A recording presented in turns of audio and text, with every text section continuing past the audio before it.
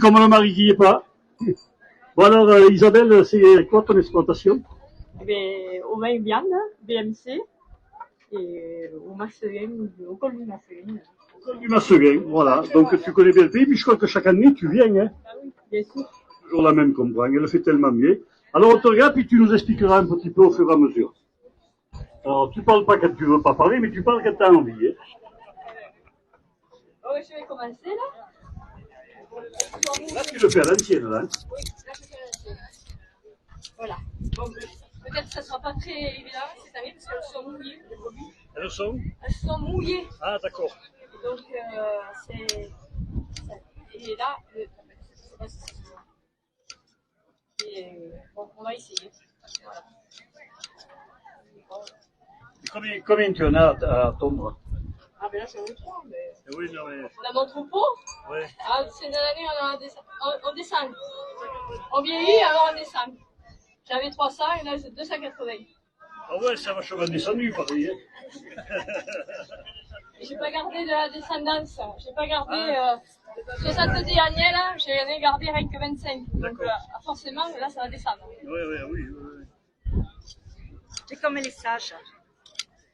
Bonjour amis de la place du village. Elle est comme sa patronne. Voilà, vous avez compris, vous êtes toujours ici sur le Mont-Lozère, en direct pour la tonte à l'ancienne et à la cisaille. C'est ça Isabelle. Attention, Pas grave. Lily Rose, tu vois, tu l'ennuies. mais oui, Lily, elle est au milieu de... Elle est jalouse de toi. Alors Lily Rose est en train de nous filmer pour la place du village. Voilà, alors on n'a pas du village, certains ceux qui regardent Internet, Facebook, vous devez connaître, il y a beaucoup de reportages sur toute la France et depuis quelques temps, ils ont demandé à Lily Rose d'être la correspondante lozérienne pour faire des petits reportages sans prétention, mais sur notre pays. Alors l'important, moi ce que je dis, je reconnais qu'elle fait un très bon travail parce que ça fait parler de notre département et elle le fait pas comme certains, elle le fait bénévolement et surtout en toute honnêteté. Merci. Voilà, donc il faut la regarder, partager. C'est le principe de Facebook, c'est de partager. Hein. Et elle fait des très jolis reportages. Exactement. Vous voyez, je suis pas seul à le dire. Hein. Vous allez dire que je drague Lily Rose. C'est pas vrai, ma femme est là dans le camping-car. Alors.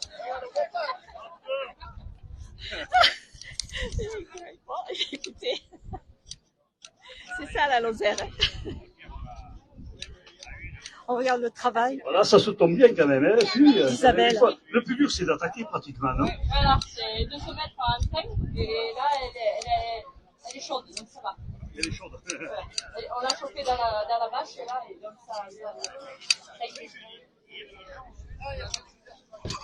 Voilà, n'hésitez pas à filmer vous aussi, n'hésitez pas à prendre des photos et à partager. Hein. C'est fait pour ça, hein. On est là pour ça. Elle est agitée celle-là. Alors, je vous rappelle qu'on sera de nouveau ici sur ce site au mois de juillet. C'est vers le 30 juillet. C'est la journée des pâturages. Je ne sais pas si tu y seras, Isabelle.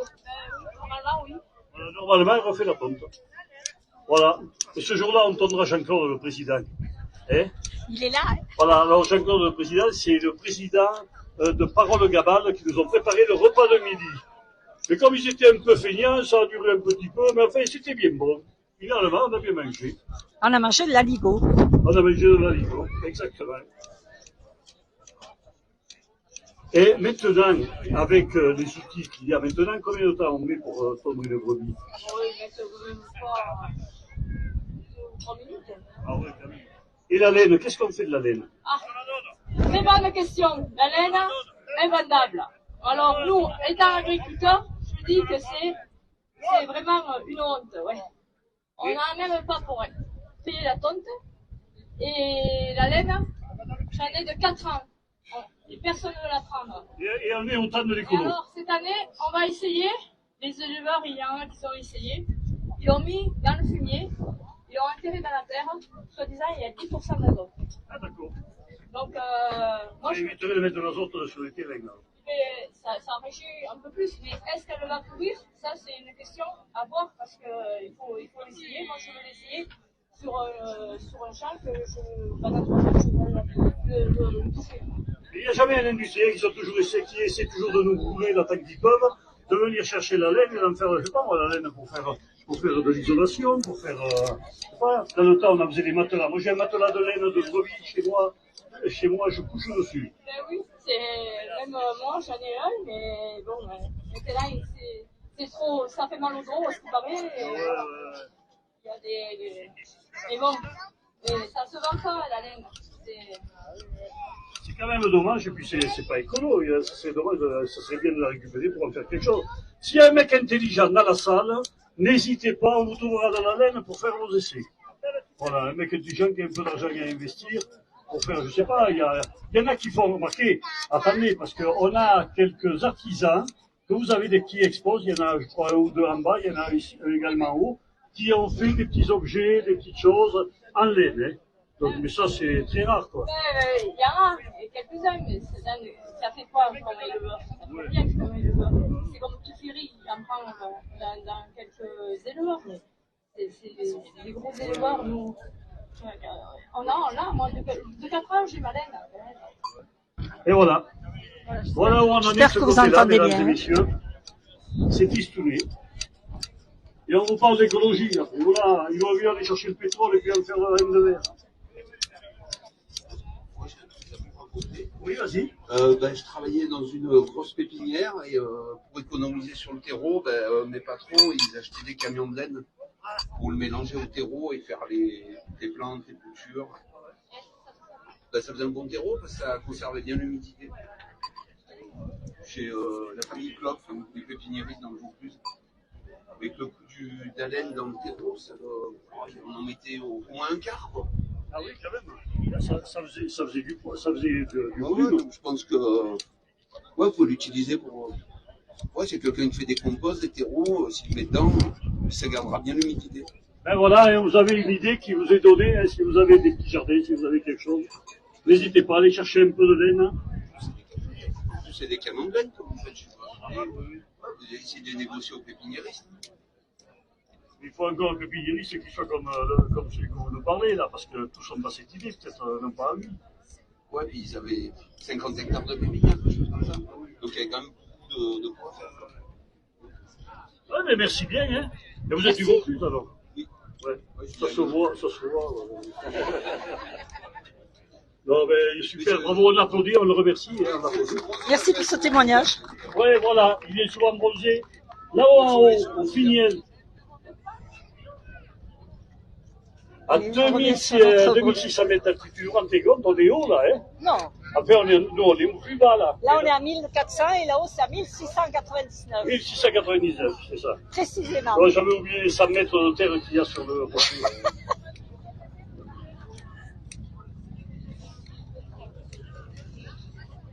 Elle est patiente quand même, hein. Je sais pas si toutes les brebis se laisseraient faire comme ça. Vous avez choisi une brebis en particulier ou? Ah non, on n'a pas choisi. C'est là qu'ils sont restés. On n'a pas trié. D'accord. Normalement, la tonte se fait fin avril, début mai, non? Moi, je fais en 2 fois, parce que comme ça, elles sont moins stressées. Donc, je fais le 20 avril. Quelqu'un a-t-il une question à poser? Le 20 mai. D'accord, merci. Qui c'est qui a une question à poser? Levez la main. Pour ceux qui n'ont pas de bras, levez les pieds. Il n'y a personne. Bon. Ah oui, j'arrive, madame, j'arrive. En fait, quelqu'un de courageux. Mais les autres, tu les tombes pas comme ça, tu les tombes pas à la cisaille. Excusez-moi. Non, je prends des tondeurs. Je voulais savoir combien de fois par an on tourne un mouton. Alors, on va y demander. Moi, je sais la réponse, mais je préfère quand même que ce soit une professionnelle qui me le dise. Combien de fois par an on tourne les produits? Une fois. Une fois, c'est tout. Et à quel moment? Moi, je fais en 2 fois, parce qu'il y a moins de stress sur les brebis, moins de fatigue pour nous. Et le 20 avril et le 20 mai. Le 20 avril, 20 mai. Voilà. Elle fait le troupeau entier, donc en 2 fois. Mais elle ne tombe chacune qu'une fois. Tu as combien de Vous avez brebis? bien compris. Une le 20 avril. Tu as combien de brebis? Je suis en train de diminuer dans mon troupeau, donc produit, c'est mais quand même. 281. T'as levé la main, t'as une question à poser. Ça fait partie des bénévoles, la demoiselle, là, regardez. Oh, et remercie parce que Chantal vient ici. Non, viens me voir, là. Viens. Merci. Voilà. Alors, notre sachez présidente, quand même que Chantal Chamidan organise cette manifestation depuis le début avec toute son équipe de bénévoles. Bonjour. Ouais, venez. Si, oui, oh là. Voilà. Voilà, Elle les nous amène bénévoles de toutes les jeunes filles l'association du Mont-Lozère. Transhumance au Regardez. Mont-Lozère. Ça y est, après t'as le chien à faire.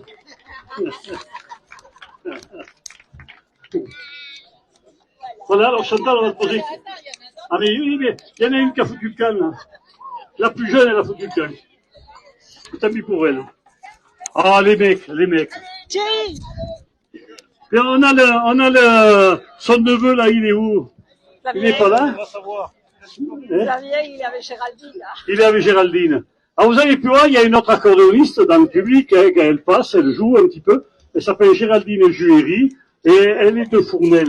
Seulement, cette couillonne, elle n'a pas trouvé un mec sur place, elle est venue le chercher sur le Mont-Lozère.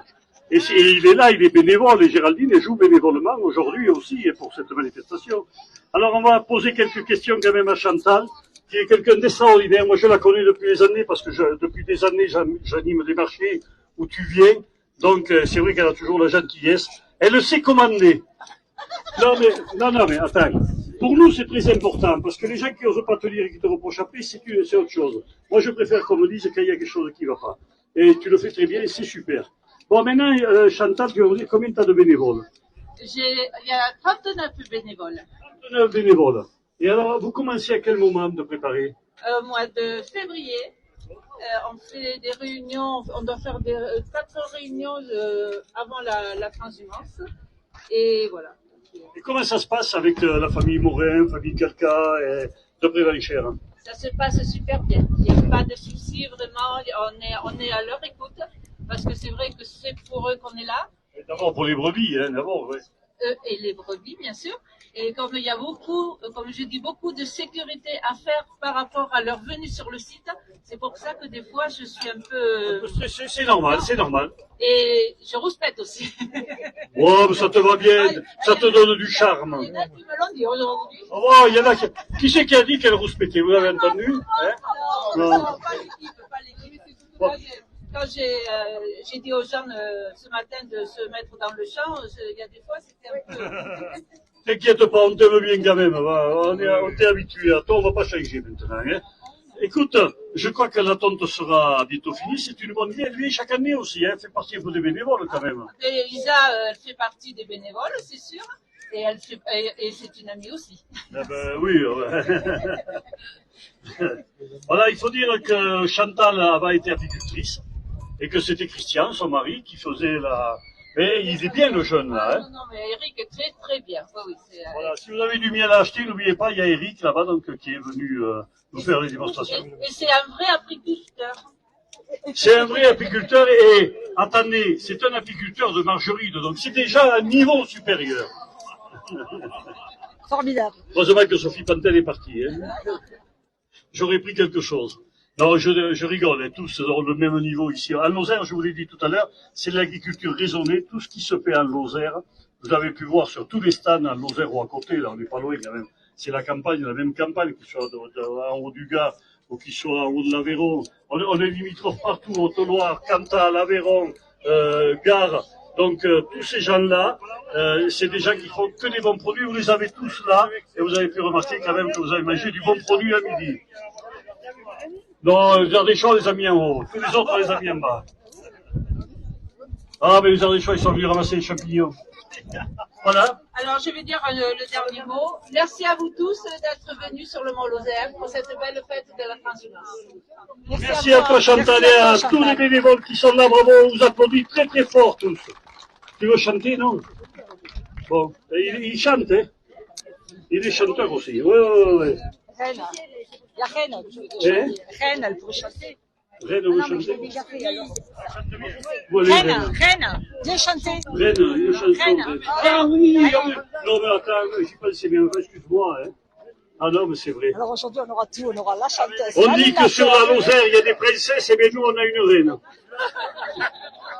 Qu'est-ce que vous interprétez, reine? Sur les sommets du Mont-Lozère. Sur les sommets du Mont-Lozère. Sur les sommets du Mont-Lozère, il y fait beau, on y est bien.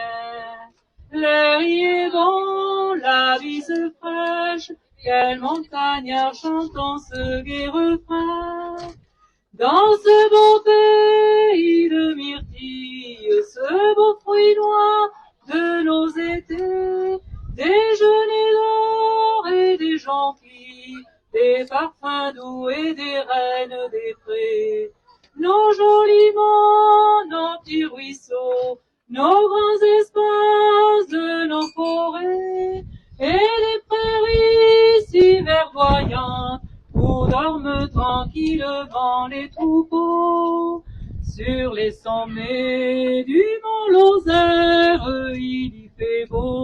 on y est bien.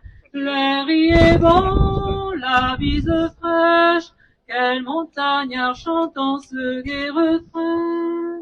Loin des contraintes de la ville, de ses feux rouges, de ses banlieues, ici la vie est plus facile. Oui, on est bien sous ce coin de ciel bleu. Ici partout existe encore des gens qui parlent notre patois, nos heures anciennes, notre folklore. Toutes les belles dansent une autre fois. Sur les sommets du Mont Lozère, il y fait beau, on y est bien. L'air y est pur, la bise fraîche, quel montagnard chantons ce gai refrain. Bravo! Merci Reine, merci beaucoup. Merci Reine, elle a une voix extraordinaire. Hein.